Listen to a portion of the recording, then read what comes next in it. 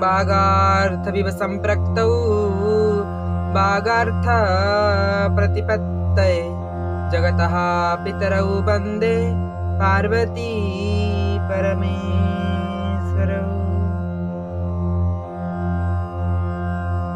नमो नमः। सुप्रभातम। मु शास्त्री श्रीमान राजकिशोर आपण मानंकु शुभ सकाळर प्रीतिभरा शुभेच्छा शुभकामना सह आंतरिक अभिनंदन ज्ञापन करी स्वागत करुछि आमर ए कार्यक्रम सुप्रभातम को। तेबे बंधुगण आसंतु जानिबा आज दिनर तिथि बार और नक्षत्र विषय रे। आज हेउछि इंग्राजी रे 2020 मसीहा अगस्ट मासर 31 तारिख सोमवार भाद्रव मासर 16 दिन शुक्ल पक्षर त्रयोदशी तिथि ओ श्रवण नक्षत्र। आज हेउछि शिव उपवास बेढ़ा परिक्रमा एवं श्री श्री लिंगराज महाप्रभुंकर पार्श्व परिवर्तन। आज सूर्योदय समय प्रभात 5:31 एवं आज सूर्यास्त समय संध्या 6 समय।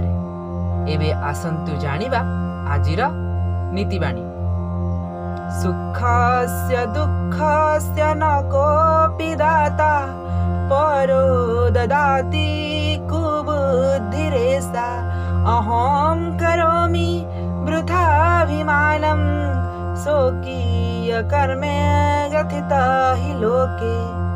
अर्थात सुख हेउबा दुःख अन्य माने आमको देउछंती एहा भाबिबा हेउछि दुष्ट लोकर स्वभाव।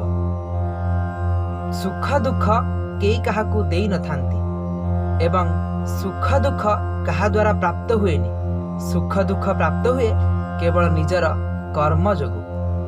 आज्ञा प्रत्येकटी मनीष निजर कर्म फल अनुसार सुख बा दुख को भोग करिथाय। काहारी द्वारा केई सुख दुख प्राप्त करे तेबण ए सब भाबिबा वृथा। तेणु आमे समस्ते उचित कर्म करिबा उचित फल भोग करिबा एथिरे संदेह ना। एबे आसंतु जानिबा आजिर अनुचिंता।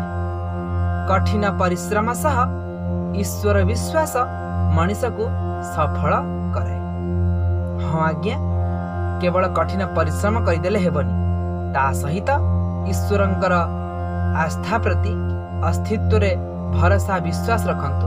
देखिबे निश्चित भावरे आपण सफलता हासिल करिवे। तेणु आज पाई तो एतिकी।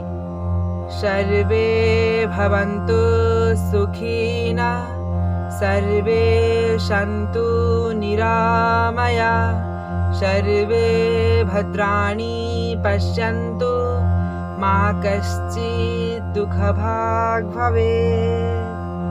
ओम शांति शांति शांति।